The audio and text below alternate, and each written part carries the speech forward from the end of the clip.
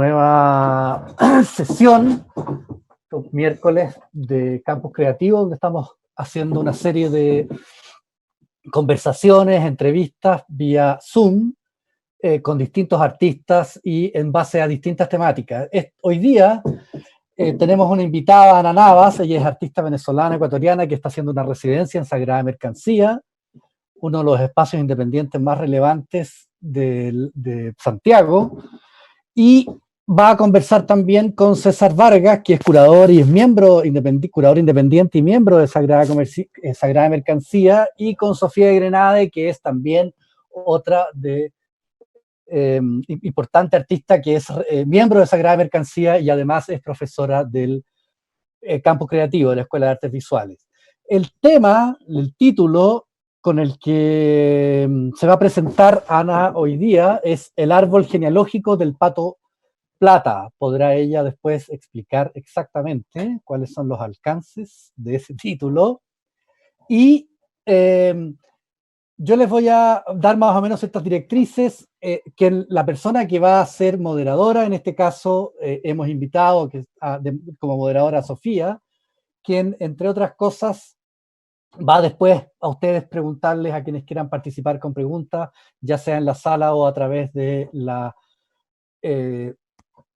de Facebook, que es donde estamos retransmitiendo, haciendo el streaming en directo, sobre las preguntas que puedan aparecer sobre las temáticas tratadas por Ana, la obra de Ana, y la conversación que puedan tener los distintos conversantes, en este caso en particular.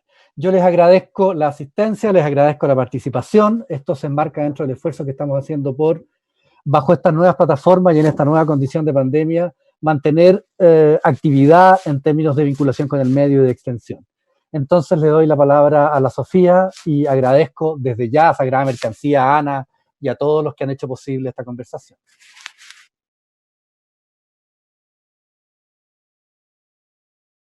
Hola a todos, ¿cómo están? Primero que nada quiero darles las gracias por conectarse. Quiero saludar, veo muchos nombres conocidos, muchas alumnas, muchos amigos, así que me parece que es una instancia súper importante poder conectarnos y seguir haciendo cosas bajo las circunstancias en que estamos todos. Para presentar a Ana, quisiera partir diciendo que es una artista súper relevante en la escena latinoamericana y también en la escena internacional. A mí me parece muy importante que tengamos la posibilidad de que todos, ya sean alumnos, profesores, personas, tengamos la posibilidad de conocer su trabajo en este momento de su carrera, en un momento que está creciendo, ¿no es cierto?, que está en un momento de mucha actividad. La Ana viene a hacer otras exposiciones en Latinoamérica, ha venido de realizar importantes residencias, entonces me parece súper contingente todo lo que ella está trabajando. También contarles un poco la historia. La Ana llegó a Santiago en febrero, y todo lo que está ocurriendo con la pandemia nos pilló en la mitad de su proceso. A partir de ese momento, obviamente lo más importante ha sido mantener nuestro cuidado, autocuidado, ¿no es cierto? Entonces, es muy, ¿cómo lo puedo explicar? Imagínense la sensación, ¿no es cierto?, de tener un artista en residencia que está a nuestro cuidado y que aparezca este contexto de producción. Entonces paramos de trabajar, estamos resguardados hace como un mes, y por eso es muy importante para nosotros activar también la residencia de Ana a partir de esta instancia, ¿ya? Lo que va a hacer la Ana es presentar su trabajo, y cuando termine vamos a hacer unas preguntas más específicamente del proceso que ella está llevando en Sagrada Mercancía, que esas las va a trabajar César, que es nuestro curador, y posteriormente vamos a hacer preguntas al público sobre lo que estemos conversando, ¿ya? Así que le doy la palabra a Ana y vamos con su trabajo.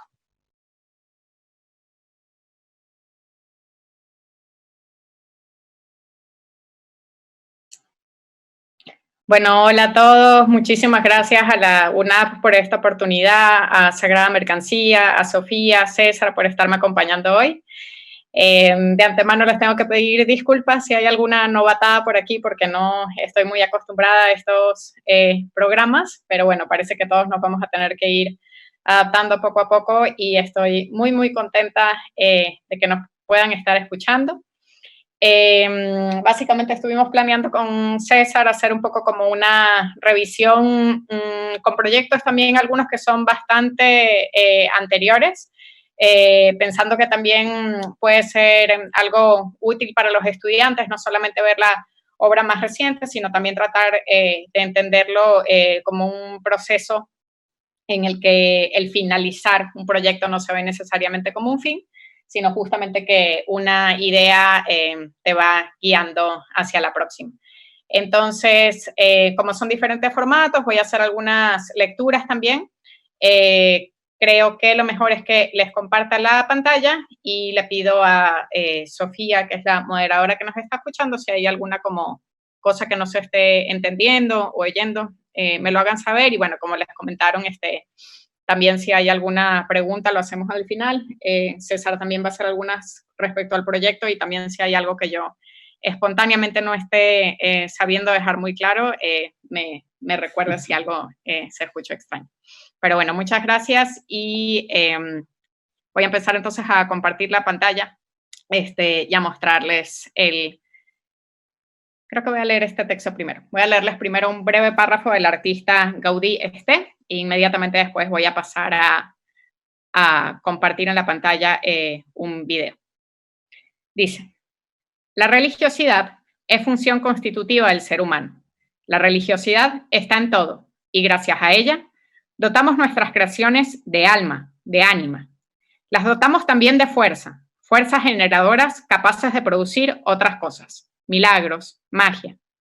Con frecuencia, esas creaciones se tornan en objetos de devoción.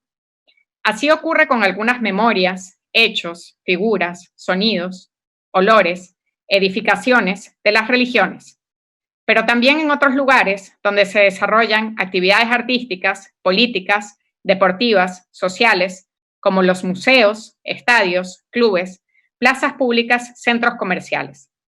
La gente se vuelve devota y espera soluciones o milagros. Estos sitios adquieren fuerza simbólico-religiosa y los adoramos y les pedimos cosas, refugio, compañía, protección, soluciones, mediación, explicación. Y bueno, esta primera obra que les voy a compartir, espero poder encontrarla de una manera fácil compartiéndole las pantallas.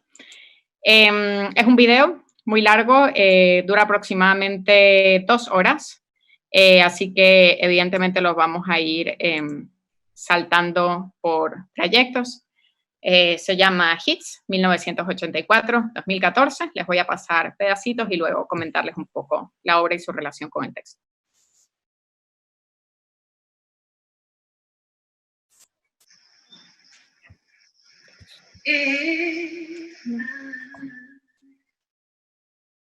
Should stay,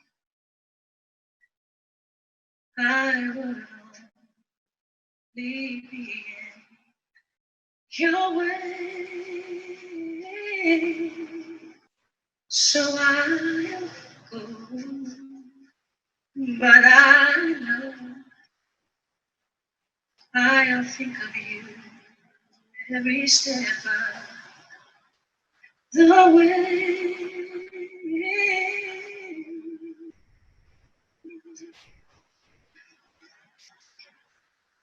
And we'll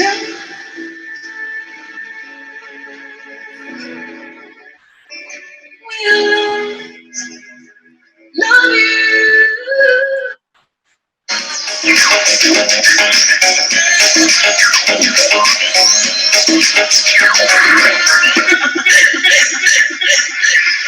Come and find me, my name is Macarena. Always at the party con las chicas que son buenas.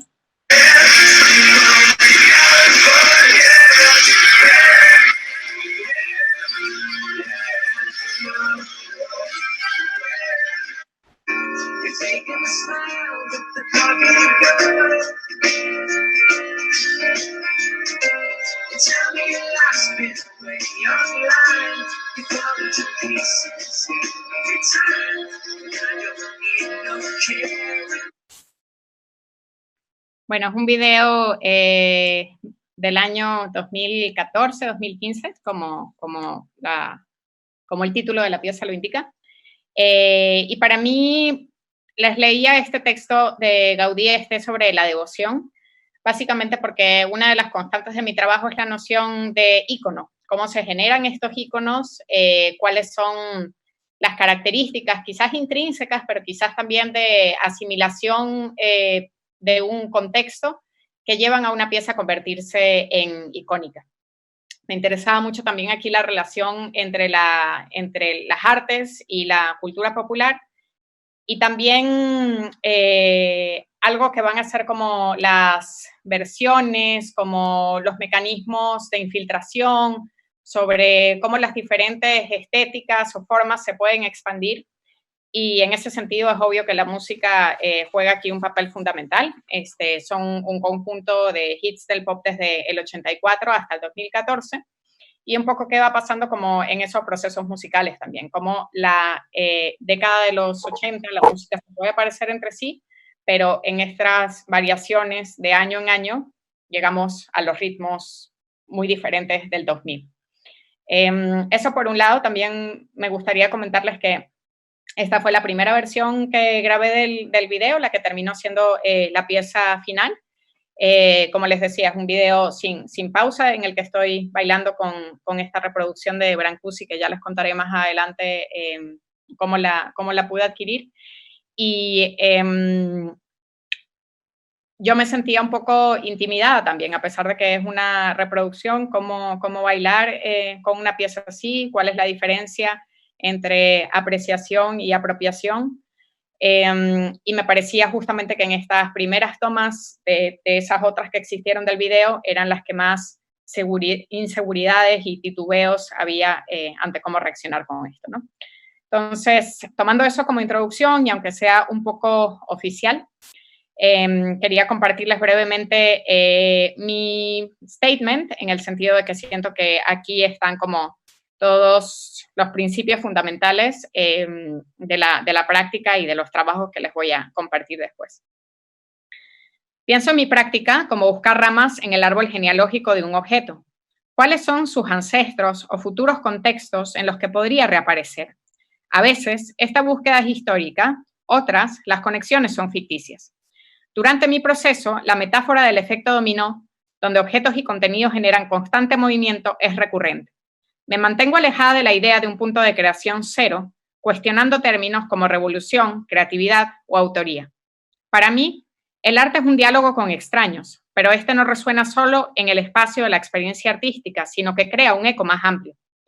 Me pregunto cómo se percibe y transforma el arte fuera de su contexto y cuáles son los puntos de encuentro entre diferentes disciplinas como la etnología, el diseño, la decoración y la relación entre la alta cultura y la cultura popular. Me interesan los momentos en los que la ambivalencia, traducción e imitación están especialmente presentes.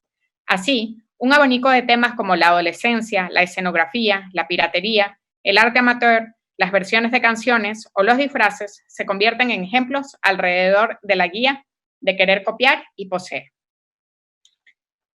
Siento que también, pensando un poco en esta charla, como les contaba, quería compartirles diferentes momentos de mi proceso. Las piezas con las que voy a seguir son más o menos del 2014, creo, 2014-2013. No voy a seguir necesariamente siempre en un orden cronológico, sino tratando de encontrar proyectos que resuman un poco los principios de los que les estuve hablando en este statement.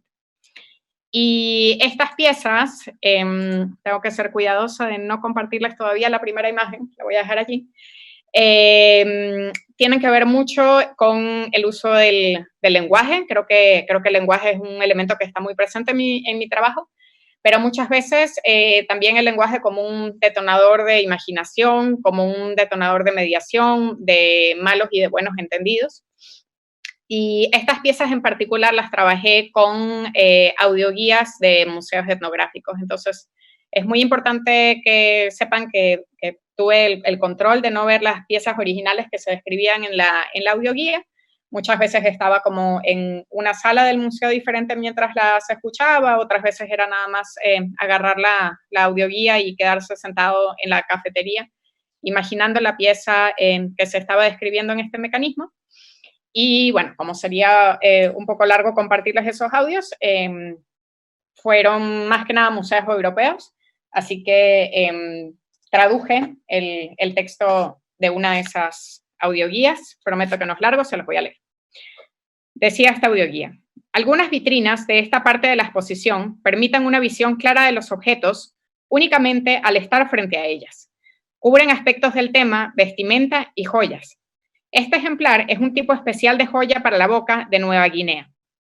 Algunos guerreros en Papúa confiaban en el efecto de una presentación marcial a través de artefactos espectaculares que eran sostenidos frente a la boca usando los dientes.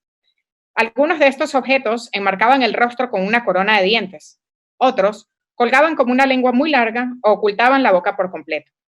La joya enajenaba la cara pintada y otorgaba al guerrero una apariencia digna de temer. Y voy a ponerles las imágenes que quiero compartir acá en el preview.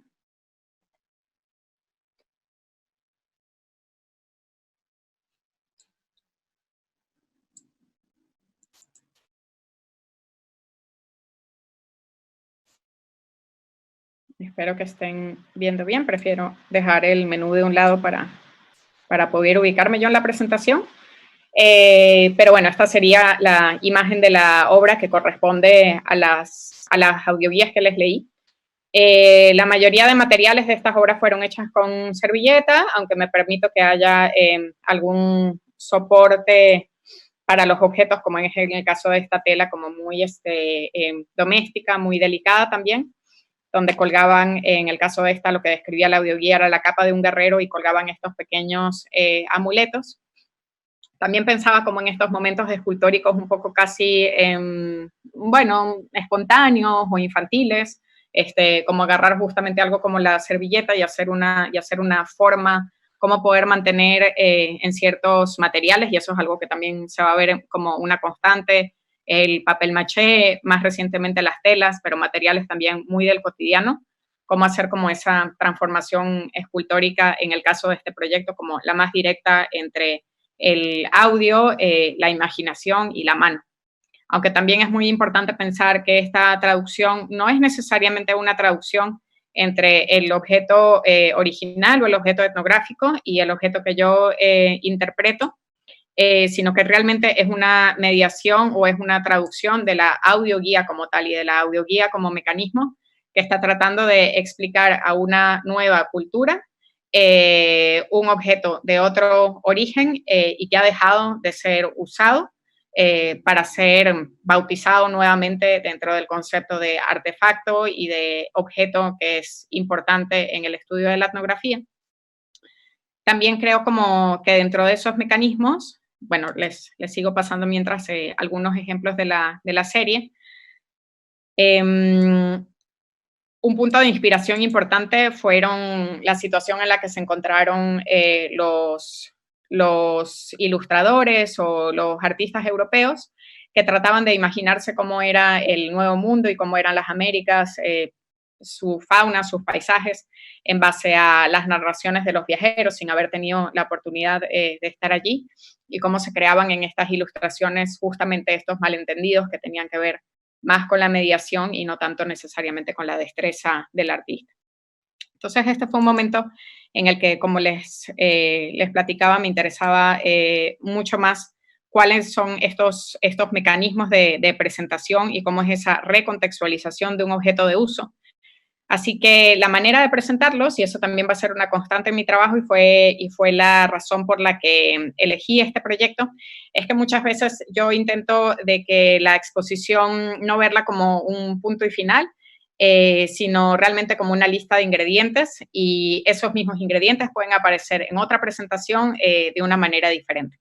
En este caso, decidí presentar los objetos primeramente con estos mecanismos, que eran como unas barritas de metal muy sencillas, un poco tratando de emular justamente los displays o los mecanismos de los que se basan, de los que se valen esta clase de museos, casi para tratar de crear una falsa neutralidad, yo diría casi como que una transparencia, donde el display termine pasando a un segundo plano. Me gusta, por ejemplo, este ejemplo con estos pescaditos, e incluso en la fotografía, a la que ya estamos tan acostumbradas en la etnografía, como estas fotografías con un fondo al vacío, con un fondo neutro, en los que los objetos terminan parecer flotando, como es en el caso de esta alfombra, ¿no? Entonces, los saltos de las presentaciones, como les estaba indicando, pueden ser de estos realmente como esculturas, hasta esta otra imagen en la que ya vemos aparecer estos mismos objetos del proyecto de las audioguías como unas gigantografías que están acompañadas dentro de un marco con otras esculturas, ¿no? Entonces, obviamente, también de nuevo allí hay una pérdida de información entre lo que uno podía intuir de este objeto, el tamaño que tenía, cuál es su uso, a pasar a otro grado de abstracción mediante la foto, y estas son unas libertades que son muy importantes para mí permitirme a lo largo de las presentaciones y a lo largo del proceso. Las imágenes que estamos viendo que acompañan aquí a este proyecto me hacen saltar al siguiente, en el que el lenguaje también tenía una gran importancia. Básicamente fue un proyecto y esa estrategia se repite de alguna manera hoy en día, incluso para la exposición en Sagrada, era preguntarme cuáles son las características que tiene que tener un objeto para que lo podamos distinguir como escultura, cuál es la imagen mental que tenemos de la palabra escultura. Y en ese sentido, cuál es la imagen mental, independientemente de si estemos relacionados con el arte o no, cuáles imágenes se nos aparecen si pensamos en esa palabra. Entonces, evidentemente el proyecto tenía mucho que ver como con maneras de representar un objeto por excelencia no utilitario, y mi acercamiento fue a partir de cómo se ha representado textualmente, cómo se ha representado una escultura para que se entienda como tal en el teatro, en la televisión. Me fue muy útil para este proyecto material publicitario de materiales de arte, y muy en especial libros para aprender a esculpir. Particularmente cuando me encontré con estos libros, me di cuenta, y esta es una manera bastante característica de trabajar mía, que es como un archivo bastante intuitivo, que había ciertas características que se estaban repitiendo y que de esa manera había a lo mejor alguna posibilidad de crear como un arquetipo o un grupo. Y uno de esos arquetipos que van a ver a lo largo también de la presentación, se ha repetido mucho en mi trabajo, es este arquetipo del ejercicio escultórico, de dos figuras que se vuelven uno o de una que se vuelven dos, que puede estar presentes de una forma más abstracta o en la figura humana, como personajes que se relacionan, se unen y se separan. Y cuando traduzco estos arquetipos luego a las piezas que estaban viendo antes, surge una pieza como esta que se llama Yin Yang. Quise incluir esta foto de estudio porque al final para mí es muy importante también en el uso de esa materialidad, que estas mismas esculturas hablen un poco de su autorrepresentación, de que tienen un carácter escenográfico. Son una escultura obviamente, pero a su vez también son una escultura sobre la imagen de la escultura. Y por eso me decidí por materiales muy ligeros en peso. No me acuerdo cómo se le dice al unicel acá. Plumavit. Plumavit. No son muy grandes. Bueno, una de las desventajas del Zoom es que no pueden ver mi tamaño, pero son más o menos de mi tamaño, como de 1,50 m. Entonces son como muy grandes para ser un objeto decorativo y quizás aún muy humildes para querer tener como la monumentalidad de una escultura. Esta es esa serie completa. La roja que vemos acá se llama prácticamente como gota de agua. Esta Yin Yang. Esta se llama Nespresso. Esta se llama Pie de Página, Objeto para Escenografía, y Elegancia Sarah Jane, que la tengo también acá porque ya era la última y no se nota tanto. Que bueno, como pueden intuir, es un poco del arquetipo o el estereotipo de escultura, de dejar una parte de la pieza como en su forma natural, en la forma de la piedra, mientras se trabaja el resto. Y Nespresso fue una pieza importante también porque es un poco el arquetipo de la figura materna en la escultura, de estos contrastes un poco como entre una figura grande que envuelve a una pequeña, de la ternura, de la relación entre objetos, al contrario de Yin Yang, como la relación de objetos entre dos dimensiones, ¿no? pero sin embargo el título me permite darle una vuelta, como al llamarla Nespresso, como la máquina de café, también tener un salto de cómo ese vocabulario que traté de categorizar en estos grupos puede ser un vocabulario que también se refiere, está presente en el diseño industrial, en los objetos que nos rodean, cuáles pueden ser como esas clasificaciones de formas de acuerdo al gusto, a las preferencias, incluso a las ideologías de una época determinada. Y como les decía, quería hacer las cosas no necesariamente en un orden cronológico, sino presentarles también, bueno, esta foto, perdón, que es tan pequeña, pero es del proceso en la casa, y son unas pinturas en series, de las cuales también he seguido trabajando acá en Chile, se llaman taras, y tienen que ver un poco con el proceso de las esculturas, porque son también imágenes que surgen ahora, más bien gracias a buscar en datos de imágenes en Internet, cuáles son los gestos pictóricos que aparecen al buscar palabras como pintura contemporánea o pintura moderna o incluso pintura como tal, ¿no? Y me interesan mucho estas superficies que tratan prácticamente de no contener una información. Cuando pensamos quizás cuál es el material de imagen que aparecen en páginas como de Photostock, quizás van a ser imágenes que al final van a terminar siendo usadas como el fondo de un texto o como realmente algo que necesita tener un espacio dentro de un diseño de imagen o tipográfico.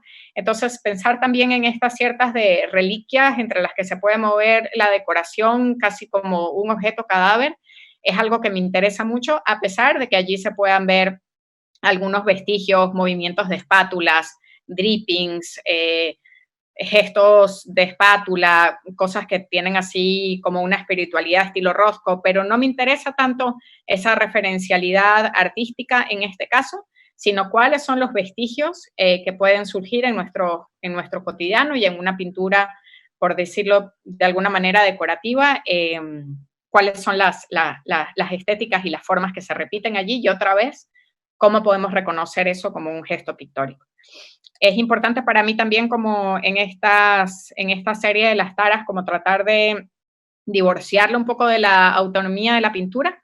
Tienen todas una costura en esta parte de la pintura que hace que estén forzadas a que se cuelguen en la esquina y normalmente van, bueno, el título viene de unas mariposas, que son unas mariposas que se cree un poco como en la superstición que traen mala suerte, unas mariposas negras y no muy bonitas que se ponen en las esquinas de las casas, así le llamamos a esa especie en Venezuela, y de la misma manera se cuelgan estas pinturas, como necesariamente en las esquinas y preferiblemente en un espacio alto, si el espacio arquitectónico lo permite. Me interesaba también, así como les comentaba, que hay ciertos momentos dentro de mi práctica donde lo que me interesa más es la post-referencia que puede existir. Sí que hay muchísimos trabajos en donde la fuerza icónica y la referencia artística a la que estoy haciendo mención tiene una relevancia que es indiscutible. En este caso estamos viendo una pieza del escultor Tony Smith, que realizó a principios de los 60s. Si no me equivoco, esta es una edición de su pieza llamada Tau, que se expuso o está expuesta en New Jersey, en Estados Unidos. Y bueno, mi acercamiento a esta figura fue trabajar con un chico muy joven, un adolescente que era un experto genial en origami, y tratar de, con su ayuda, traducir los pasos de esta escultura pública a una pieza en origami de pequeñas proporciones. Digo origami con cuidado porque hay unos pasos en los que sí hay que utilizar algo de tijera, pero termina siendo una escultura muy pequeñita, yo calculo que más o menos de unos 5 o 6 centímetros. Y bueno, primero es una pieza que tiene muchos contrastes, ¿no? Como pasar de este proceso industrial, del minimalismo en general y de Tony Smith como una de sus primeras figuras o antecedentes. También el hecho de pasar de esos acabados industriales a un acabado a un acabado prácticamente de manualidad, de un material como el metal a un material como el papel. Pensar, sí, cuestionar un poco como lo pesados que pueden ser también los materiales de la escultura pública y cuál es también el significado o la extensión de la palabra escultura pública. Me interesaba también mucho pensar en el problema de la edición, en este caso en particular, como que siento que obviamente la edición y el hecho de que existan copias de una escultura tiene que ver como con su proceso de fabricación, la pertinencia que tiene muchas veces crear un molde, pero de alguna manera yo siento aún hoy en día que esa reproducción de la escultura no es una característica que sea intrínseca a su medio, como lo puede ser, por ejemplo, la fotografía, ¿no? Entonces, una de las características fundamentales de este proyecto es que para mí es muy importante que sea de distribución gratuita, y la manera en lo que he logrado esto a lo largo del proyecto, con el que sigo trabajando incluso hoy en día, es que se ha expuesto en diferentes formatos. En este caso fue un fanzine, pero también lo hemos utilizado como invitación para exposiciones, como fotocopias. Y básicamente las personas tienen aquí los pasos a seguir para crear esta pequeña versión de la escultura monumental.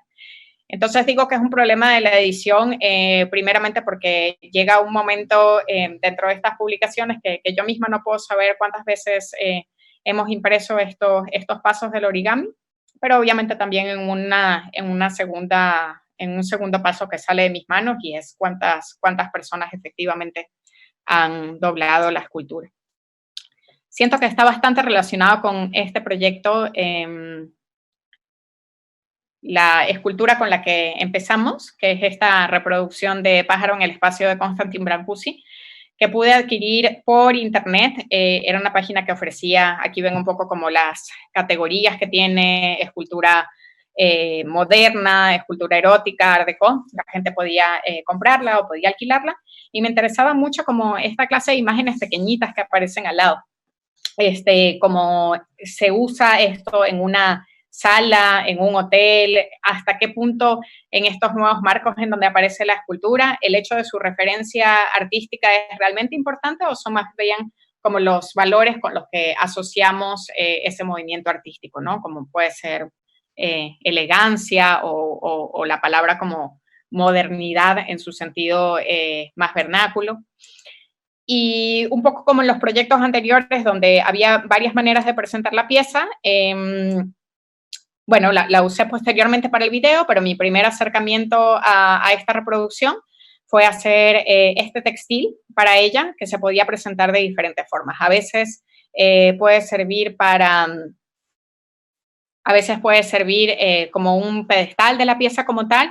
Yo, cuando estaba pensando como en las formas de ella, pensaba también un poco como en este tipo de pintura decorativa, como lo puede ser en un Starbucks.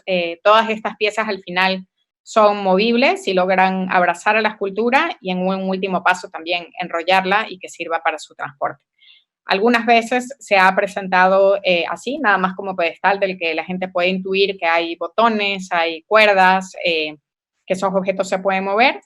Y en otra exposición, como esta con la curadora Fabiola Isa, estamos en el cuarto de máquinas, que sí tuvo una presentación más performática en este espacio en México, en el que, dependiendo del momento en el que entrara el visitante, podía haber diferentes versiones de la misma pieza, incluso aquí con la escultura en su versión empaque, por decirlo así, con ciertas impresiones de esa página web de donde salió la reproducción. Pero también muchas veces he mostrado el textil solo, prácticamente exhibiéndolo como pintura, aunque del otro lado entonces proyecté el video que les presenté al principio, o algunas veces también utilizando el disfraz para invitación para otras exposiciones. Entonces, como les decía, para mí es muy importante mantener eso, pensando un poco como en la versatilidad que puede tener un proyecto, y también pienso yo como para los artistas jóvenes, tomar muy en cuenta, sería como un consejo en particular, que a veces finalizar un proyecto puede abrirte la puerta a otro en el sentido literal de la palabra. Bien, como veo que ya llevo hablando como unos 30 minutos más o menos, voy a saltar este proyecto y voy a ir a uno más reciente. Si les da curiosidad o tenemos tiempo, lo podemos rescatar después. Quiero presentarles uno más reciente porque este efectivamente fue un proyecto del 2018, en un año en el que estuve en Colombia, en la residencia de Flora, y ahí tuve el gusto de conocer a Sofía y tener mi primer acercamiento con Sagrada Mercancía.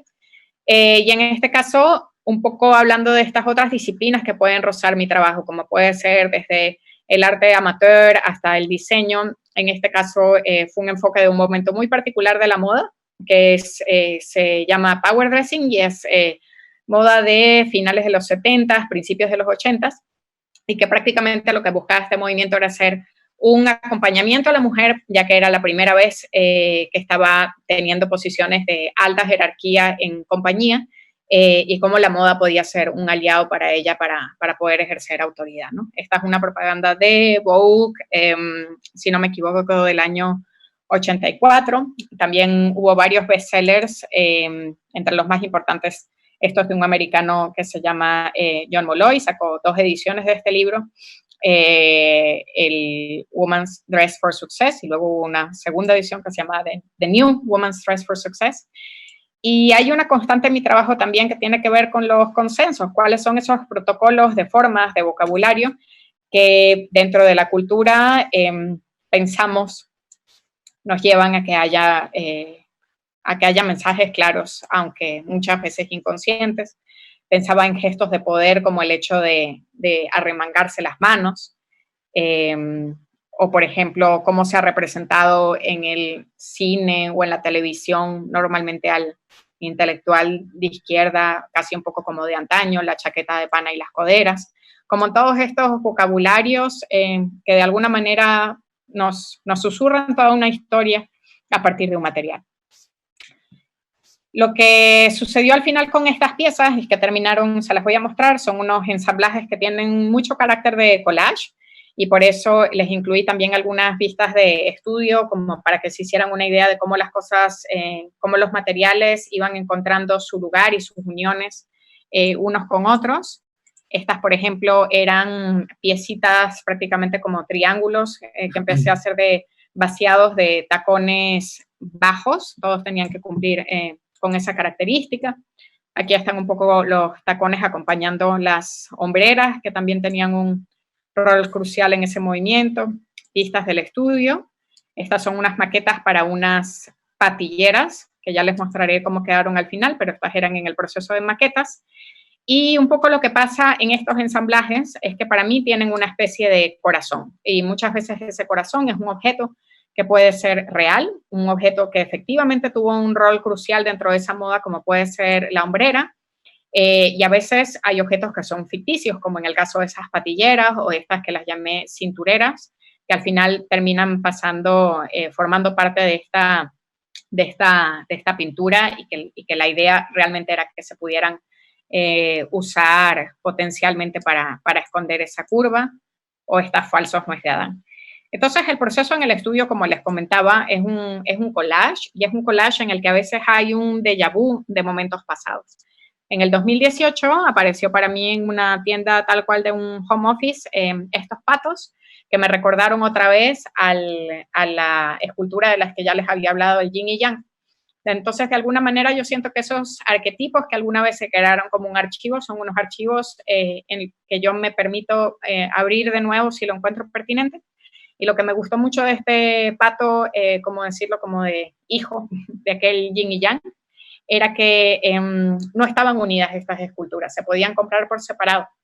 Y mientras este pato que tenemos acá tenía cierto sentido, su forma autónoma y se puede parar él solo, este otro, que fue el único que compré, termina prácticamente como extrañando al primero. Se para, pero ya su cuello, la línea de su cuello no tiene ningún sentido sin su compañero. Entonces, un poco pensando en este sentido del power dressing y de cómo adaptar el traje masculino para la mujer, pero en esta extraña negociación de que no se viera necesariamente como un disfraz, pero sí apropiarse de ese contexto de autoridad que ya existía dentro de la vestimenta, que es muy diferente también al que tenemos hoy en día en una compañía, de pensar, por ejemplo, que es importante también que la gente supuestamente pueda vestir la ropa que ellos quieren en un viernes, pero obviamente estamos hablando de un momento de la moda muy particular como fue ese inicio de los 80, ¿no? Y por ende todas esas lecturas que les estaba mencionando antes.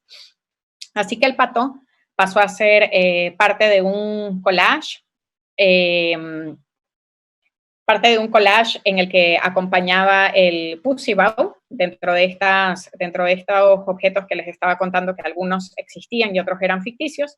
El Pussy Bow, que es esta especie como de lazo o de corbata o de cierres que se les puede dar a las blusas, un poco los ha llevado mucho Melania Trump también.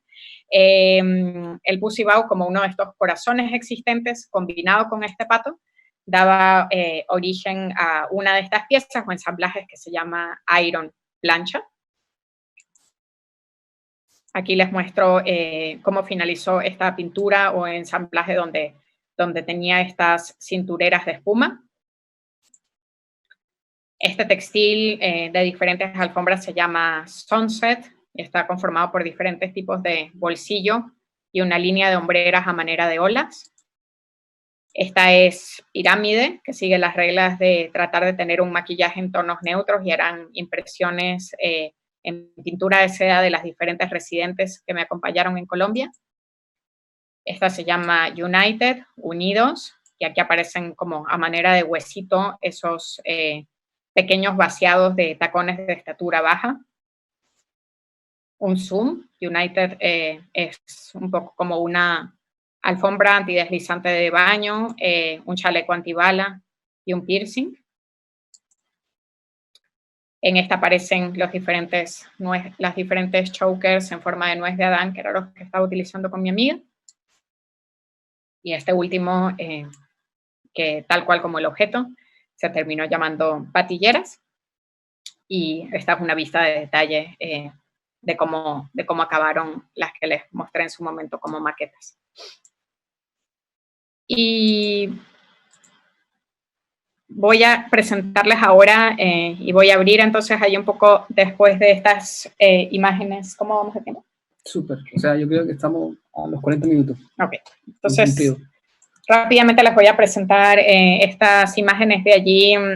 Cuando se reincorpore Sofía a nuestra conversación, nos puedes comentar también si tenemos tiempo todavía para mostrarles algunas referencias del banco de imágenes, o ya se nos hace muy justo, pero quería mostrarles estas porque ojalá cuando esta situación pase puedan acompañarnos con la exposición en Sagrada Mercancía, que de alguna manera también se relaciona mucho con el disfraz, que es un tema que he estado tratando últimamente en muchas muestras, ¿no? Prácticamente en esta relación que tengo con el diseño y con las diferentes referencias de movimientos artísticos, me empezó a interesar también un poco como trabajar con objetos universales. También considero que es un poco como por mi condición de viaje, pensar que pueden haber como objetos universales que pueden servir como base para mis esculturas y que yo me pueda dar el lujo de solamente llevar su vestuario. Entonces aquí vemos unas imágenes en la Galería Tegenbosch van Vreden de Holanda, y algunos detalles de estas piezas son este disfraz para aspiradora. Este para mí es una pieza bastante importante, es un disfraz para un tendedero de ropa, pero donde las asociaciones no son necesariamente como de un artista en específico, sino prácticamente yo digo que es un poco como una pintura basada en escultura pública bajo la luz amarilla, como con estos colores de óxido o de noche. Y de la parte de atrás tiene un obelisco como monumento. A lo que voy es que a veces hay una referencia histórica clara, como en el caso de esta mesa de planchar disfrazada de Barbara Hepworth, y a veces esos momentos artísticos son mucho más generales. Esta es una vista de la exposición en León, en México, en una residencia que hice el año pasado dentro del programa Charco Granero. Y aquí las pinturas que se ven al fondo son del artista Kiko Pérez, un amigo muy, muy querido y admirado que trabaja mucho con el cuero. Entonces, la residencia en León fue un momento muy bonito porque yo creo que nos encontramos con dos materiales que son muy importantes en la industria de allá, que es una industria de calzado, de bolsas, y mientras Kiko se enfrentó al lado de las pieles, para mí fue más hacia el lado del plástico, del vinil, de todos estos materiales como de emulación, que siguen siendo muy importantes en mi práctica. También decidí otra vez como apropiarme de ciertos displays, como son aquí muchas veces los displays como de museo del diseño o incluso como de una pasarela de arte. Este display, perdonen que no tengo una foto mejor, pero funcionaba un poco como un rompecabezas, o sea, cuando las piezas estaban unidas, creaban una pintura de ciertos objetos que yo percibo como amenazantes, tenazas, secadores de pelo, que las mantuve como en blanco y negro para no competir con las pinturas de Kiko, y encima estaban los disfraces de mis objetos. Esta es una bañerita de bebé como con esta tela de los tweed, que también son como de las chaquetas de mujer y pestañas postizas. Este es un disfraz para un caballete, también jugando un poco como con la idea del draping como uno de los momentos como de la pintura más importantes, por ejemplo en la pintura del medioevo, pero también de entender la pintura como teatralidad, como un momento que puede representar como una escena. Este se llama Budas en lana y es uno con el que estoy especialmente contento porque mientras los otros objetos que seleccioné son muy domésticos y también tienen que ver un poco como con los objetos que a mí me rodean o me rodearon en algún momento de mi vida, como el caballete, este se utiliza en México, es una estructura para los garrafones de agua. Entonces, como para no hacerlos tan pesados y que uno se pueda como permitir servirse el vaso cómodamente, pueden haber como, sí, como estas especies de repisas de varios pisos. Y lo que me gusta es que pues estas también pasan por un proceso manual, ¿no? Como a pesar de ser un objeto industrial, yo sí me daba cuenta a la hora de sacar los patrones que no eran igual las soldaduras de la cajita de arriba que de la cajita de abajo. Y entonces también es un poco como pensar en trabajar con ciertos objetos universales como la tabla de planchar, pero que también pueden tener como diferentes medidas dependiendo del contexto. Esta fue una segunda tabla de planchar que saqué pensando un poco como una mezcla como entre Henry Moore y Oppenheim, diría yo. Sí. Mientras que esta otra pieza me recuerda un poco a este momento que les conté como de la escultura pública del cuelgarropa, del secador de ropa. Pensaba un poco como en los murales, como en estas apariciones de bajo relieve que puede haber en los edificios, y elegí también un poco como este color bronce y este verde turquesa muy brillante, pensando como en la pátina que puede tener algún material como el bronce. Esta última es una maletita de viaje, se llama Hi Donald. Esta es su parte delantera. Y la parte de atrás son estas, lo leeríamos hoy en día como repisas, pero que en el caso del título se refiere más a Donald Judd. Yo creo que yo prefiero en este momento abrir a preguntas y si luego nos sobran algunos minutos, con mucho gusto les puedo compartir estas referencias extras que traje. Voy a dejar de compartir pantalla, sigo conversando acá con César y luego con Sofi, con quienes se deseen unir. ¿Se escucha, cierto? ¿Están escuchando? Sí, yo creo que sí. Sofi, ¿nos puedes confirmar si nos escuchan bien? Sí, se escucha perfecto. Muy bien. Buenísimo. Viendo el recorrido de los procedimientos que nos ha mostrado Ana y a la conversación que hemos tenido en otras oportunidades, uno puede ver en todos sus procesos una relevancia muy significativa de cómo trabajar los objetos a un nivel significante, a un nivel en el cual se mezclan precisamente elementos de la cultura popular versus la alta cultura, cómo ciertas estrategias tienen que ver con ironías propias dentro del mundo del arte, y creo que hay más o menos dos niveles podríamos decir, para poder ingresar a un análisis y hacerte una pregunta que creo pertinente. Hay en tu obra una forma de comprender la negociación del espacio doméstico, la negociación del espacio y del objeto dentro de la historia del arte, que es relevante, porque creo que a nivel de esos procedimientos hay una operación política o una asociación entre arte y política que trasciende el nivel meramente ideológico al cual estamos habituados.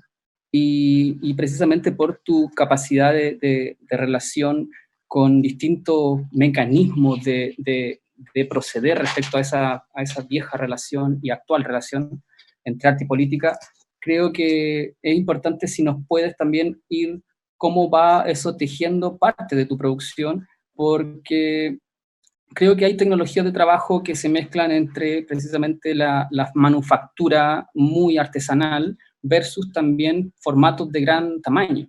Entonces, creo que esa negociación del objeto dentro del espacio doméstico, dentro del espacio público, ironizando, pueden abrir un contexto en el cual tu obra tiene particularmente un referente muy lúcido a la hora de comprender ciertos fenómenos de construcción ideológica, y eso creo que son muy importantes. Si nos puedes también ir como viendo qué zonas te involucran o qué zonas te tocan de esa relación con ciertas, sobre todo ahora con el último ejemplo que nos mostraste de Power Dressing, que es precisamente ya con un referente mucho más donde eso está no sé, totalmente actual, o sea, esa forma ideológica del vestir, del habitar. Sí. Sí, siento que en lo que dices hay como dos capas, ¿no? Como una que puede ser como más formal en el sentido, bueno, formal, disfrazado de formalidad, como en el sentido de las escalas. Y la primera que me parece como muy interesante, que es pensar cómo se puede abordar la política en un sentido mucho más doméstico, pero también yo creo que es importante como, no sé, creo que la primera asociación que podemos tener a lo mejor con un tema así puede ser que hable como de un partido, pero la política yo creo que también es algo que puede ir mucho más allá que eso, ¿no? Cuando estamos hablando de estos objetos, que yo siento que al final trabajo mucho con objetos domésticos porque es un poquito pensar cuáles fueron estos objetos o estos gustos o estas líneas o estas tendencias que tuvieron la capacidad de insertarse y de estar presente como el gusto de una sociedad en un momento y en un contexto determinado. Entonces, creo que quienes cumplieron esa característica quizás toparon, hicieron eco con ciertas necesidades, con ciertas preferencias, con ciertas ideologías de ese momento, ¿no? Y yo creo que esto es algo como que, por ejemplo, para alguien que hace tipografía no es algo nuevo. Todo lo que te puede transmitir una letra, dependiendo de qué fuente estés utilizando. Y para mí eso siempre ha sido fascinante. ¿Por qué algo es infantil? ¿O por qué algo es elegante? ¿O por qué algo es rococó? ¿O no? Entonces, creo que por un lado, cuando hablamos de cuáles son esos objetos que han pasado a la posteridad, pensar como hablábamos al principio en esta noción de ícono, de qué es lo que se prefiere y por qué se prefiere, es muy importante. Y en la segunda parte de tu pregunta también, para mí efectivamente como estos objetos domésticos o todo nuestro cotidiano no es una excepción, no es algo que está encerrado en un museo con un público limitado, son las cosas con las que convivimos y que nos están hablando de ciertos consensos o de ciertos protocolos que yo sí la necesidad como del lenguaje hablado los estoy entendiendo perfectamente desde un lenguaje visual. Entonces yo creo que mi trabajo como en ese sentido, si se quiere, político, no es necesariamente como en el sentido en el que estamos más habituados a usar la palabra en el sentido de arte político latinoamericano, sino más bien revisarlo desde esas lecturas de a lo mejor subrayar algún protocolo, ¿no? Sin tener necesariamente como la idea de por eso cuestionarlo, pero solamente el hecho de observarlo me parece ya lo suficientemente interesante y que hay que tener como un montón de información consciente e inconsciente para poder, sí, como ser capaz de enunciar esos elementos. Luego, con lo que conversabas un poco respecto a los formatos, creo que el tamaño tiene que ver algo en mi caso también un poco como con la estrategia, ¿no? Como que creo que en la muestra de Sagrada, si se animan a acompañarnos, creo que hubo como una un pase de lo que eran como los disfraces para objetos, a tratar desde el sentido más humilde, a disfrazar el espacio o a tratar de encontrar en él ciertos elementos que podían también servir de soporte para mis esculturas. Y luego también hay unas piezas muy, muy pequeñas, unas pinturitas en platos. Y siento que muchas veces es pensar como estrategias, por ejemplo, esa estrategia del plato o de la miniatura, es un poco pensar en cómo eso tiene la capacidad de ser una ventana y ser una narración. De prácticamente sentir que puede tener una estructura hasta como de un cómic, ¿no?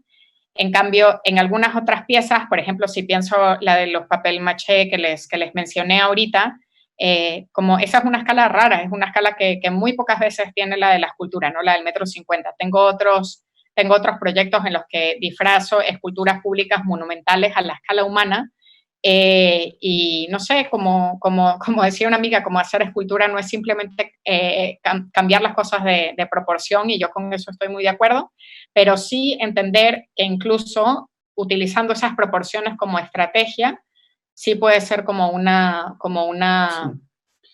tener como un uso importante para resaltar la humanidad, la monumentalidad, la concentración, etcétera, etcétera. Puede ser relevante ese aspecto, y también, por ejemplo, en la obra de Brancusi, en la que se para sobre la alfombra, que también involucra un carácter performativo dentro del ensamblar, de trasladar la pieza y montarla. O sea, hay también un rendimiento dentro de comprender la transportabilidad, no solamente de los elementos que forman parte de tu imaginario, con toda la bisutería, con todo elemento, sino que también una forma de transportar la misma pieza. Entonces son varios códigos que se van uniendo, y creo así a grandes rasgos de escuchar todo tu relato, tu narración sobre los procesos que ha desarrollado, eso entre la traducción y el disfraz. Creo que ahí se conjugan la primera parte de la exposición, la segunda parte en la cual ya abrimos camino a lo que tú estás diciendo ahora, cómo ese proceso en Sagrada también pasó de la traducción al disfraz, y el disfraz pasa a ser también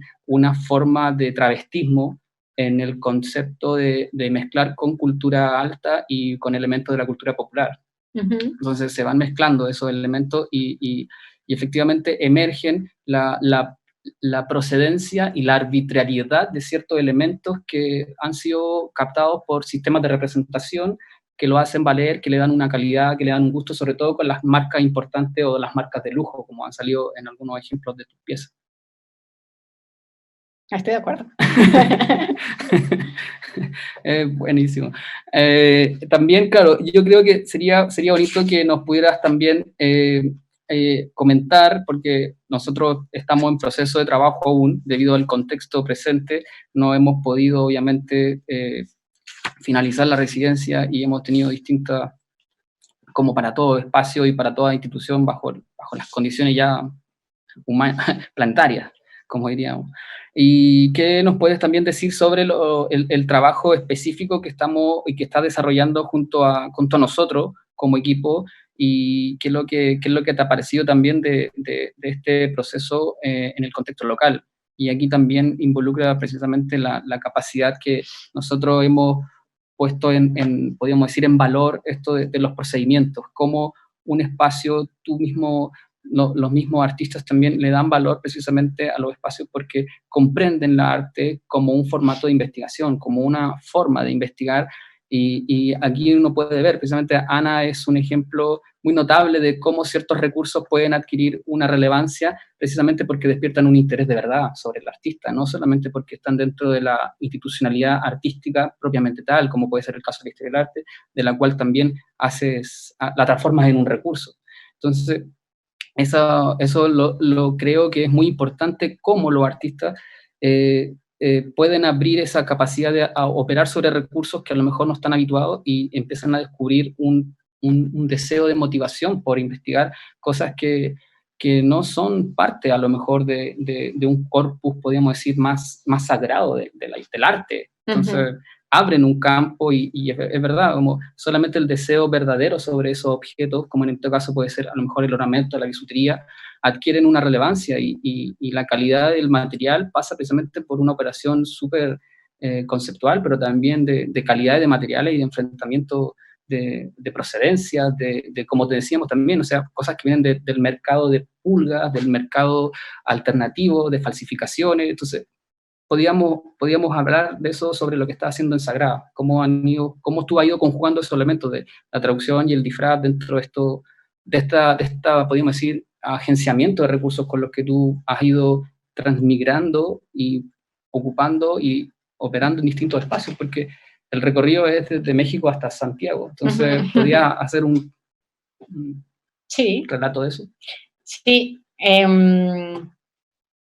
Voy a seguir hablando alto, pero si quieres, búscate uno de los platos, porque creo que no van a entender por qué hablamos tanto de bisutería. Bueno, creo que en lo que me preguntaba César, hay muchos retos y se me ocurren como muchas maneras de empezar a abordar como mi experiencia de estar en Sagrada.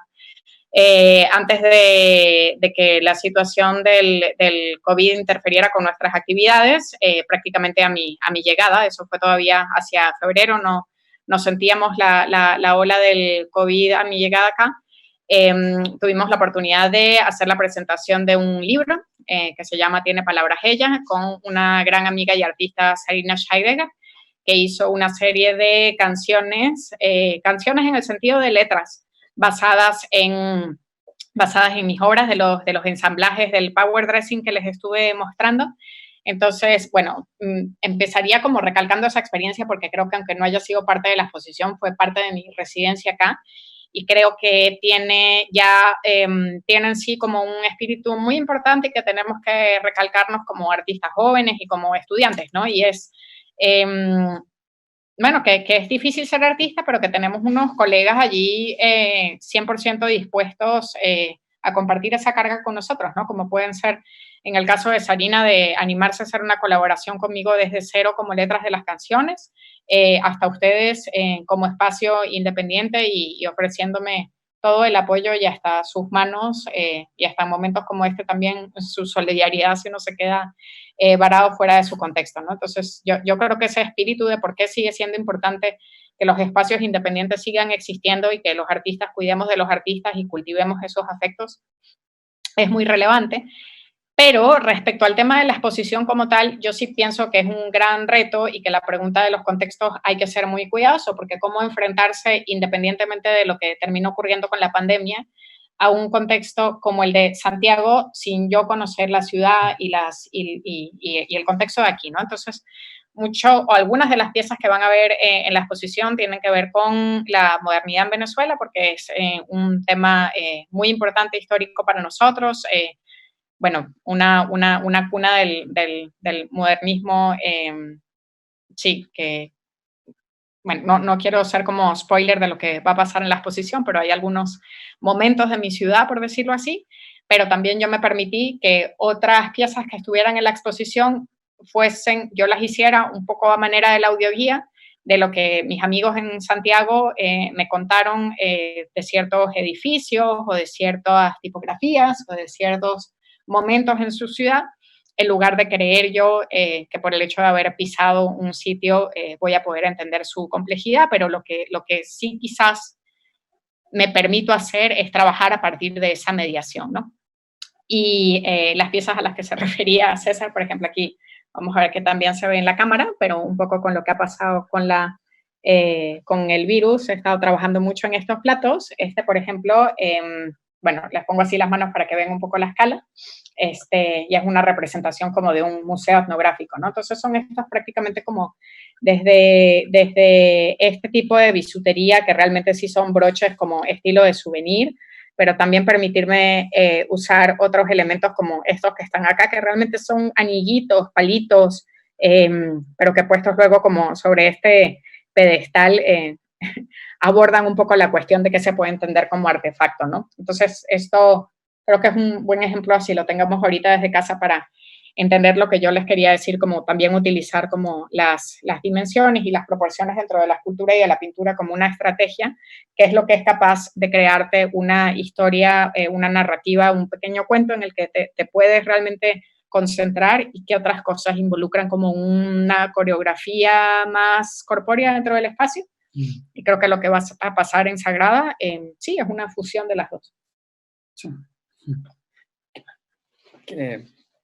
Si le damos la palabra. Sí, me encantaría que también, si ustedes, los estudiantes que nos están oyendo, tienen alguna pregunta, no entendí muy bien el mecanismo, pero siéntanse libre, por acá los oímos. Hola a todos. Los que quieran hacer preguntas, bueno, primero nada, agradecerle a Ana y César. Me parece muy importante ciertas cosas que se han dicho en esta instancia, sobre todo me alegra mucho la cantidad de alumnos que están conectados y que profesores y que las discutamos aquí en este espacio. Preguntas, hay una opción como de levantar la mano, ¿no es cierto? O yo los de silencio y la pueden hacer. ¿Parece? Preguntas. ¿Alguien? ¿De las imágenes?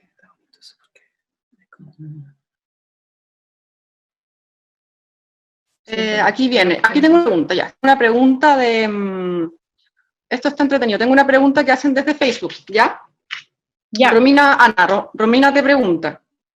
Dice, objeto cotidiano disfrazado, ¿cumple la función más de soporte y o encuadre o busca sacarle lo cotidiano del objeto mismo, más allá del mensaje del disfraz? Eso te pregunta Romina. Repítela. Sí, entre que te oye un poco cortado, pero también porque me gusta como anotar y ver las capas que puede tener.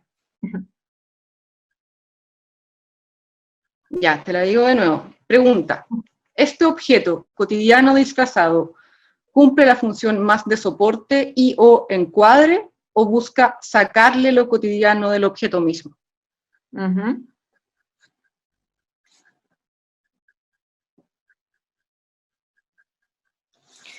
Pues yo creo que terminó sucediendo lo segundo, pero mi intención original al principio era que sirviera como soporte. Por eso les comentaba que me gusta también cuando las piezas surgen un poco como de una necesidad, como es en mi caso el estar viajando constantemente y que ser escultora con una maleta puede ser complicado.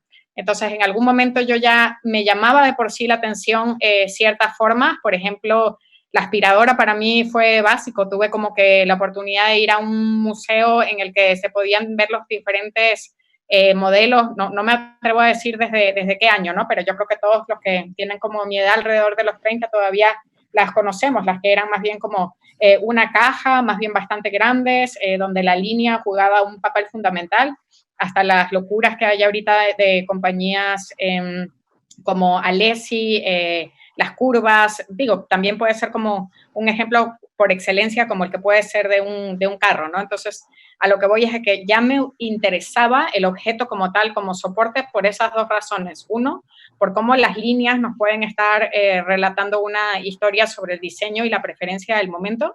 Y número dos, por este componente netamente práctico que a mí me parecía increíble poder llevarme una tela y vestir con ella varias planchas, o incluso, si yo pudiera en algún momento ser más radical, llevarme solamente los patrones y que eso también se pudiera exhibir y producir de una manera más fácil. Pero evidentemente creo que tienes mucha razón y me gusta mucho la pregunta en que siento que sí, que hacia el final fue un poco sacarle lo cotidiano o hacerle un poco una regresión, creo yo, porque tampoco es como casual que al final sea en una maleta cuadrada la que se termina presentando un cajón estilo repisa / estilo Donald Judd, o que una figura que sea más orgánica sea la que termine disfrazada de un Henry Moore, ¿no? Entonces, en ese sentido, era un poco lo que decía en el statement de investigar las vidas futuras y pasadas de los objetos, y en este caso yo creo que bien puede ser que mediante los disfraces sea más bien como hacer una regresión y pensar de dónde salieron estas formas de los objetos que nos rodean, y es posible que en ese lenguaje un poco más humilde, como estaba diciendo César, nos estén susurrando todavía los grandes movimientos artísticos y sus ideologías. Más o menos por ahí. Gracias, Ana. ¿Alguien de aquí quiere hacer alguna pregunta? Preguntas. Abro el micrófono. ¿Alguien más? También podemos seguir con todo el gusto. Si más bien les gustaría ver algunas del archivo de imágenes, también le pueden decir a Sofía. Eso duraría como unos 7 minutos, pero ustedes dictan el protocolo. Vamos con eso. vamos con eso. Vamos. Es súper productivo eso, hace un pequeño sí, programa objetual. Esto lo pensamos con César un poco, no son, con muy pocas excepciones son piezas, entonces simplemente voy a volver a compartir la pantalla, pero son más que nada referencias, o sea, sí son de verdad imágenes de mi archivo, mi banco de imágenes común y corriente, pero yo creo que en el contexto de una universidad, pues esas eran las cosas que yo más busqué mientras estudiaba y me resultaron, ¿no? Y un poco lo que estábamos hablando antes, cuáles son las cosas que genuinamente te interesan y cómo esas cosas normalmente si te interesan es porque están muy al alcance de ti, ¿no? Entonces, yo creo que eso es un proceso como muy regular de los artistas, ir capturando estas imágenes, pero también me parece muy chévere cuando los artistas quieren compartirla, como en la esperanza de que se entienda como ese vocabulario y ese fondo de temas a partir de cosas que no son propiamente la obra. Entonces, voy a ir pasando las imágenes y voy a decir una o dos oraciones al respecto.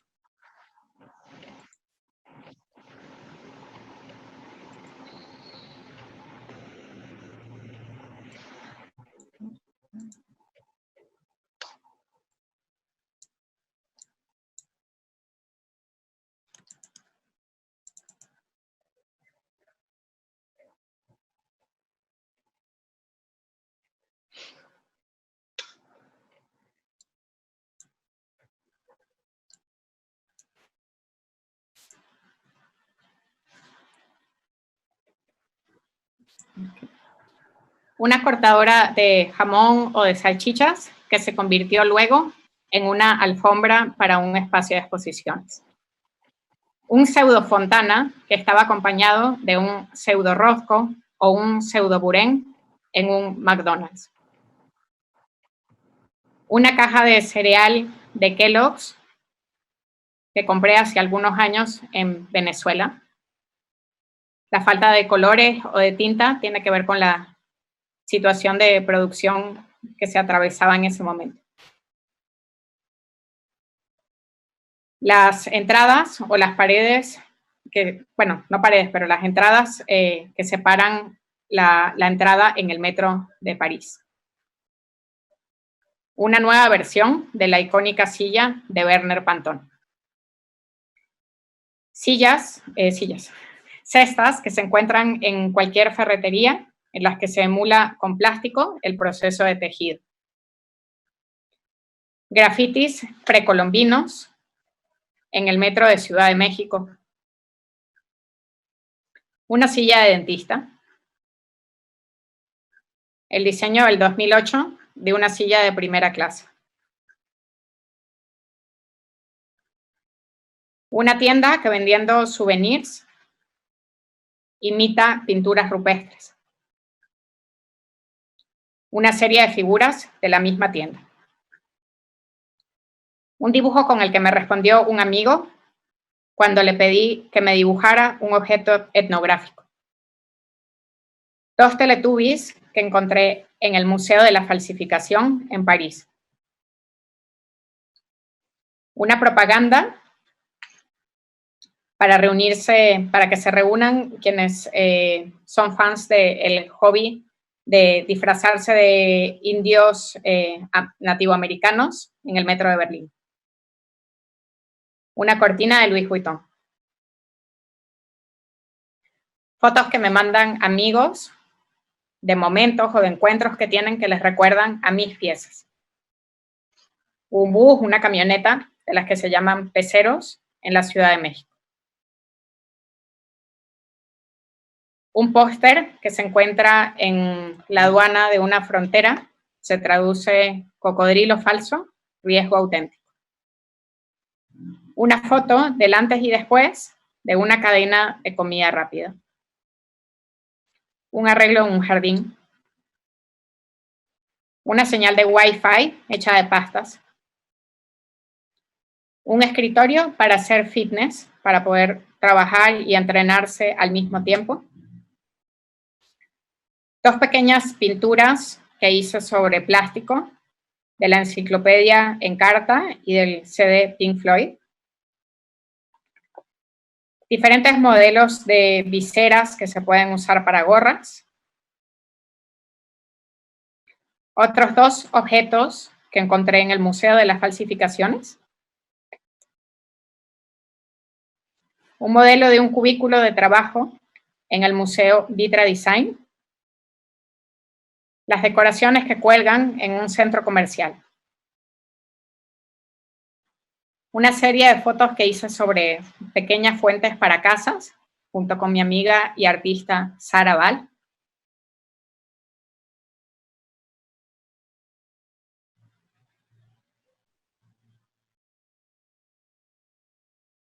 Una pared de una estación de trenes. Un lavabo en el baño de los clientes de una heladería. Dos obras del artista venezolano Armando Reverón.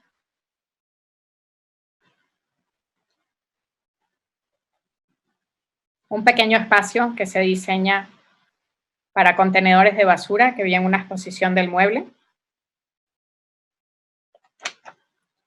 Otra foto que me mandó un amigo de una situación que le recordaba a mi trabajo. Una aguatinta que muestra supuestamente músicos mexicanos. Dos sillas que forman un corazón.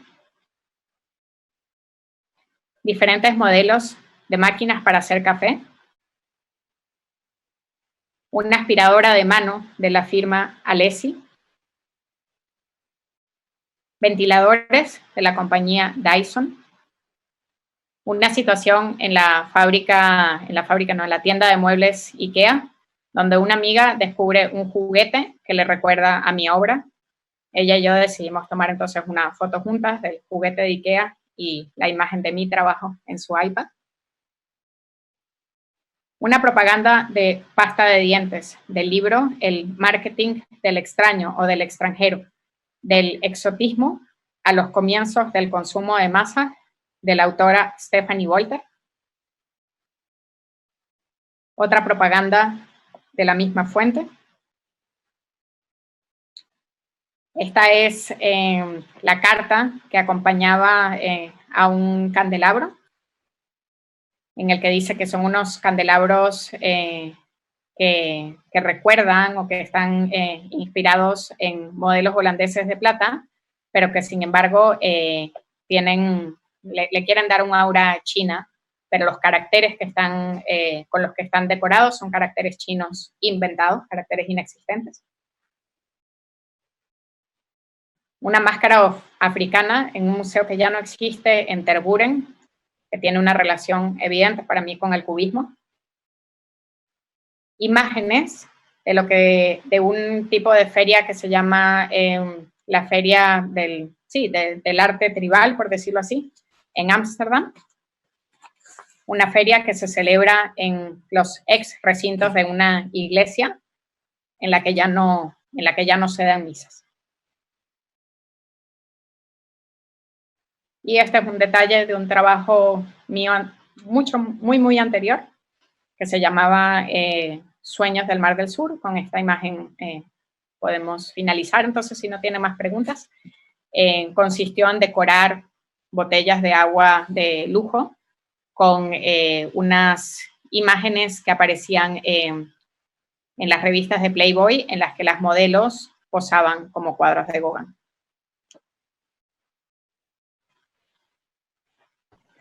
Gracias, Ana. Gracias, César. Vamos a ver si hay alguna pregunta más, si alguien configura alguna pregunta. Vamos a dar un minutito para ver si esta pregunta aparece. Por el momento, yo te puedo hacer una pregunta, quizás, Ana. Claro que sí. A mí me parece, sí, por mientras los demás pueden levantar la mano y yo les doy la palabra. Yo te quiero preguntar lo siguiente. A mí me llama mucho la atención cómo el modernismo, ¿cierto? Hay toda una serie de obras, sobre todo en los últimos 10 o 15 años, donde de alguna manera se formula esta idea como de la nostalgia del modernismo, ¿no es cierto?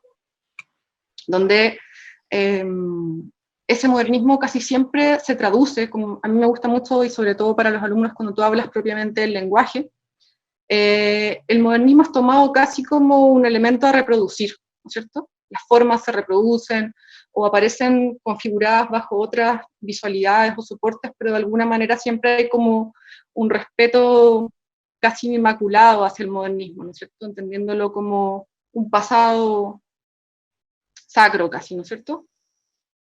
Sí. Y a mí me interesa mucho algo que tú le haces al modernismo, que es una especie de tratamiento desde lo blando.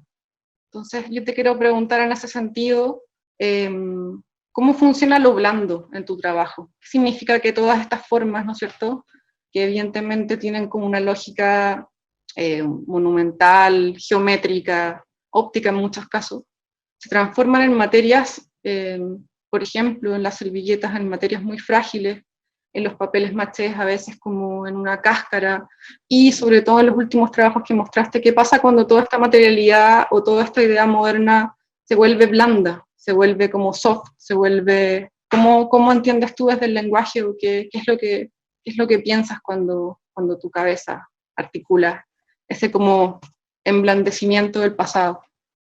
Y sobre todo cuando encuentra que el arte moderno también es un reflejo súper fuerte de la masculinidad, ¿no es cierto? Es una forma que obviamente remite a un referente súper patriarcal en ese sentido. ¿Cómo funciona tu traducción hacia ese cuerpo como laxo? Sí.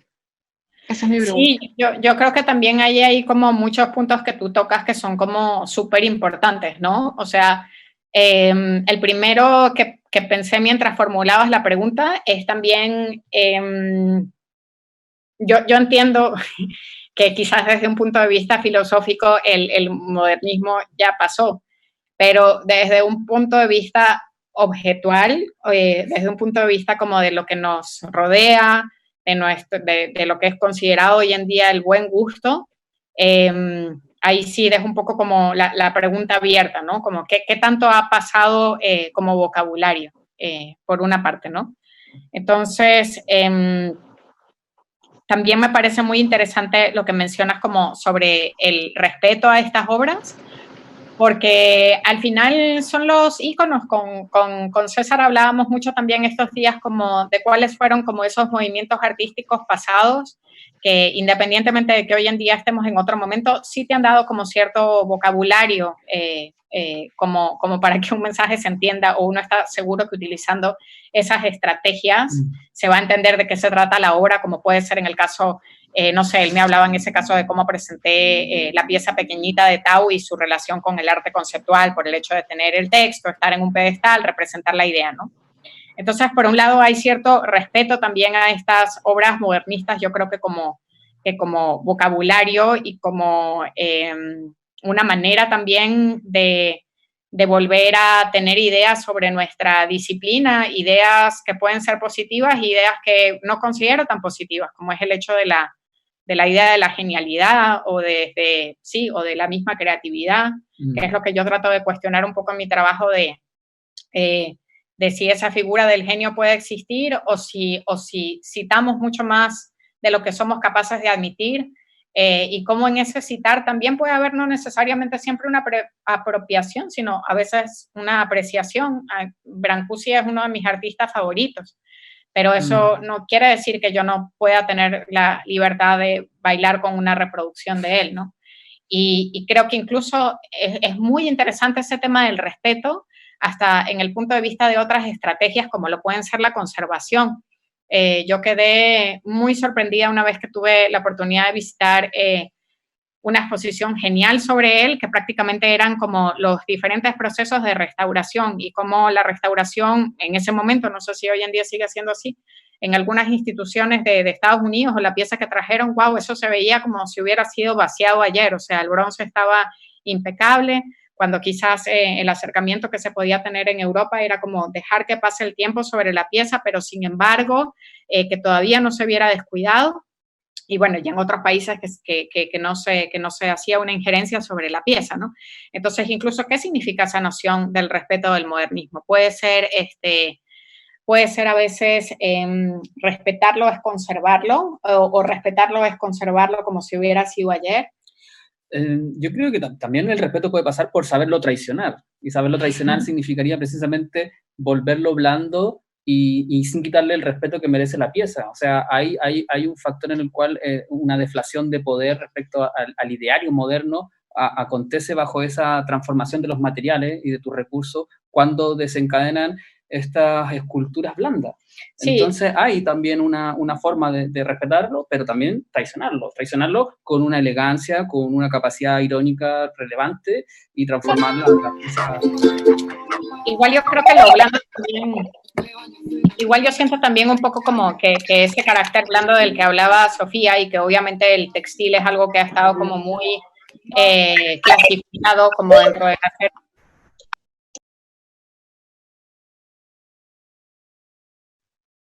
Perdón, no sé hasta qué punto se oyó porque me salió que se había silenciado.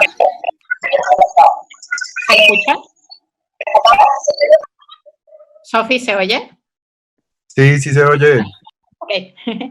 Que desde el punto de vista de lo que tocaba Sofía como lo blando, pues que sí, que evidentemente el textil me alegra mucho que esté viviendo cierta reivindicación, entre comillas, o esté teniendo más visibilidad ahora, pero sí es una disciplina que definitivamente se clasificaba como lo femenino, y tampoco creo que eso sea como casual en mi obra. O sea,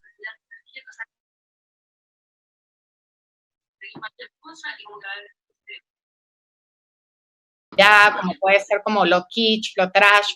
Sí es cierto que mis obras pueden ser como exageradas, pero hay muchísimo amor como a lo manual y a la factura, ¿no? Y en esa manualidad o en ese proceso de factura y en ese proceso de reblandecer, a mí me gustaría pensar que también hay cierto proceso de humanización. Y con eso quiero decir también de cómo uno puede prácticamente como absorber o catalizar todas esas experiencias a partir de un proceso manual, como al final nosotros estamos discutiendo esos referentes modernos, porque sabemos en este árbol genealógico que pueden ser los antecesores, pero en realidad a mí lo que me interesa, yo lo que estoy hablando es de ese paso en el medio que ha existido como traducción. Y ese paso en el medio y ese objeto social es un objeto muy cercano. Y quizás de una manera casi cándida, mi manera de relacionarme con algo cercano es hacerlo yo. Y es un poco, yo creo, de allí que parte como ese amor a la factura y esa capacidad un poco también de entender a partir de reproducir con las manos. Y nuevamente, yo creo que muchas veces, y más todavía en épocas del virus, tampoco está mal que nosotros como artistas, a pesar de que a mí me gustan muchísimo los textiles y me gustan muchísimo, por ejemplo, las obras de las artistas textiles de la Bauhaus, pero también dejar colar en nuestro día a día y en nuestro proceso cómo el arte también se ve influenciado de nuestras necesidades del día a día. Y vuelvo a repito como en la pregunta de Romina, el hacer disfraces y trabajar con materiales blandos fue una puerta que estoy muy contenta de que se me haya abierto, pero también salió de la necesidad práctica de cómo transporto las cosas, ¿no? Y bueno, y es una característica del textil por excelencia, por eso es que los grandes comerciantes comerciaban telas. Exacto. Sí, hay yo creo dentro del modernismo y tu interés también hay una relación muy, muy de afecto también, no solamente de ironía y crítica como lo puedan a lo mejor entender bajo ciertos parámetros en los cuales sí está ironizado el icono masculino del escultor, etcétera.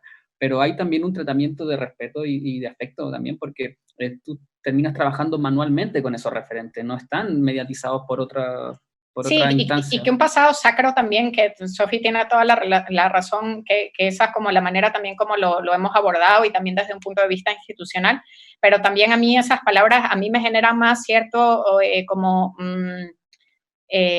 autoridad, como no sé si realmente como algo que yo esté sacralizando es algo que he sido capaz como de entender y de digerir y por ende sacar desde sus enseñanzas y sus críticas también. No sé qué pasó con la conexión, parece que no nos están escuchando. Ahí está, estamos. Sí, les pido disculpas, hay una configuración rara que me está costando ver quiénes levantan la mano y quiénes quieren hablar. Sé que había una pregunta de Gillo, que no sé si Gillo me estás escuchando. ¿Quieres formular la pregunta? ¿Me escuchas, Gillo? Yo estoy tratando de... O Pablo, si puede desactivar a Gillo para que haga la pregunta. Creo que tenía una pregunta de David también, no sé, alguno de los dos. Voy a ver aquí donde puedo... ¿Alguien ahí?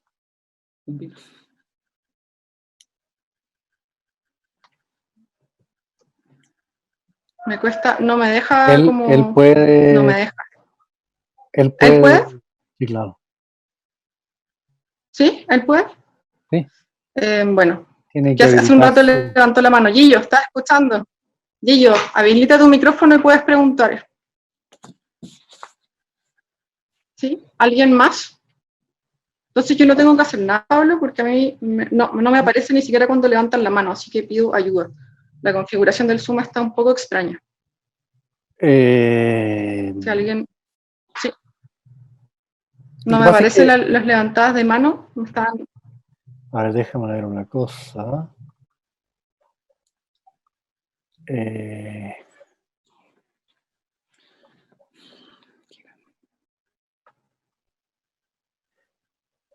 Espérate, participantes. Más. ¿Sí? No veo el chat tampoco. Ya no veo nada. Pero bueno, parte de... No ves el chat, no, el chat no hay. No, pero Chat no veo no las hay. levantadas de mano, por ejemplo, y eso me tiene un poco, preocupada. No sé si tú las puedes ver, Pablo. Yo tampoco las veo. Mismo, reunión. No. Participantes. Ahora, los participantes están ¿Ustedes las pueden habilitados ver, César y para... Ana? No, no podemos ver, solamente vemos a ti. Los participantes pueden habilitarse sus propios micrófonos. Ah, ya. Ya, perfecto. Ya, entonces... Porque está prendido permitir que los participantes cancelen o silencien ellos mismos. ya. Bueno, igual si lo logramos ahora y alguien tiene alguna pregunta y podemos averiguar lo de la técnica, buenísimo. Si no, en verdad con muchísimo gusto. Las cosas pintan como que seguimos en Chile por un rato. Eso. Y también, bueno, muy invitados a la exposición, que seguramente se tendrá que inaugurar también bajo otros parámetros distintos, pero sigan las redes de Sagrada para que puedan estar en contacto sobre las fechas y las posibilidades que hay de visita. Me haría muchísima ilusión. Y también si hay algo que se quedó pendiente por allí y que yo les pueda responder por otra vía, lo podemos continuar la charla con mucho gusto por alguna de las otras vías de Sagrada Mercancía. Eso. Eso. Bueno, Hay muchas harta gente gracias, que tiene el Ana, micrófono por todo prendido. lo que nos compartiste. Me dio muchísimo gusto. Gracias ¿Sí? a ustedes por escucharnos. Si alguien quiere preguntar, que solamente hable, que lance la pregunta, que diga yo y vamos ordenando, porque hay preguntas, parece. A ver, ahí está David. Está David, parece. David Ayala, está apareciendo. Yo le puedo poner unmute, pero no. Ana, tú le puedes poner, quitarle el mute a David. ¿Puedes? Voy a intentar. Él antes dijo que nos oía cancelar. David, ahora se fue, le dio vergüenza. O que nos escribió por WhatsApp último. ¡Oli! Ahí está, ahí está. David, Andrea, ¿me escuchan? Sí, bebé. Sofi. Dale. Ya se pregunta, bebé.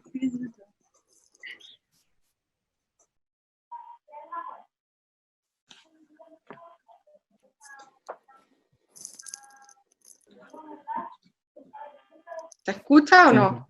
¿Me escucha solo a mí? No, no funciona. Bueno, no sé qué más podemos hacer. A mí me aparecen la mayoría de los micrófonos abiertos y si alguien quiere hablar así a micrófono abierto, intentémoslo, probemos antes de terminar. ¿No? ¿No? ¿Pasa nada? ¿No? No, todo bien. Yo creo que son gajes de la experimentación, pero... Sí, no sé, es extraño. Bueno, nos vamos entonces. Muchas gracias, Ana. Muchas gracias, Pablo, también por la invitación. Por Muchas gracias. Sí, No, al revés, gracias a Eso, ustedes a por todos los participar. alumnos Gracias a la Ana por la presentación. Estuvo súper buena. Lamento que o sea, tengo la impresión de que no hay más preguntas porque no Porque no las hay, ¿no? Ya está todo claro. Uno podría deducir que está todo claro. Bueno, muy bien, entonces. Ya, muy claro. Pero mucho. muchas gracias a ustedes, muchas gracias a Sagrada Mercancía por la oportunidad y me parece que es una cuestión súper interesante. Yo tenía una pregunta, que es una pregunta un poco interesada en un punto, pero mi pregunta es ¿qué expectativas tendrías tú de una escuela de arte? Si tú tuvieras que pensar algo así como en una segunda, ¿cuáles serían tus expectativas de una escuela de arte? ¿Cómo te gustaría una escuela de arte? Ay, qué buena pregunta. Es bien complicado porque yo creo como que, bueno, es un lugar que yo particularmente recuerdo con muchísimo cariño, entonces, aunque sea con un poquito de trampa, yo creo que a mí la escuela me sirvió. Entonces, hablar un poco como de las metodologías que se usaron en mi caso, aunque no sea muy original, puede ser una respuesta sincera. Yo creo que fue un lugar donde hubo muchísimo diálogo, donde tuve la oportunidad de que habían estructuras para saber aprovechar a los otros colegas que estaban conmigo. Obviamente el profesor es un mediador importante, pero al final las personas con las que yo hoy en día hago cosas como artista joven son mis colegas y es mi generación. Vuelvo y repito, sin quitarle importancia al rol de mediador y el aprender de la experiencia que traen las generaciones anteriores, ¿no? Pero sí fue un lugar donde pude tener, por ejemplo, los primeros espacios de proyectos donde yo exhibí eran espacios de mis amigos y sus departamentos, ¿no? Y la escuela tuvo que hacer cosas bien para que nosotros tuviéramos ganas de seguir estudiando y de seguir llevando a cabo esas primeras experiencias fuera de la escuela. También creo que fue un lugar donde hubo muchísima libertad en cuanto a técnicas. En ese sentido, no había como un pensum de lo que se tenía que aprender técnicamente, más sí estaban allí como herramientas. Si alguien creía que su proyecto tenía que ver con la gráfica o que necesitaba ayuda de ciertos conocimientos que no conocía en la fotografía, estaban allí. Pero no difería mucho de nuestra práctica actual. Lamentablemente la única diferencia es que hoy en día hacer esas cosas independientemente es más costoso que cuando estábamos en la escuela, pero básicamente uno también tiene un proyecto y también piensa cuáles son las herramientas o los medios adecuados para eso y acude a ellos en lugar de que los medios acudan primero a ti. A mí esa dinámica me funcionó. Sin embargo, no quiero decir que muchas veces el conocer la técnica no te pueda llevar a ciertas ideas conceptuales y que sea al revés, ¿no?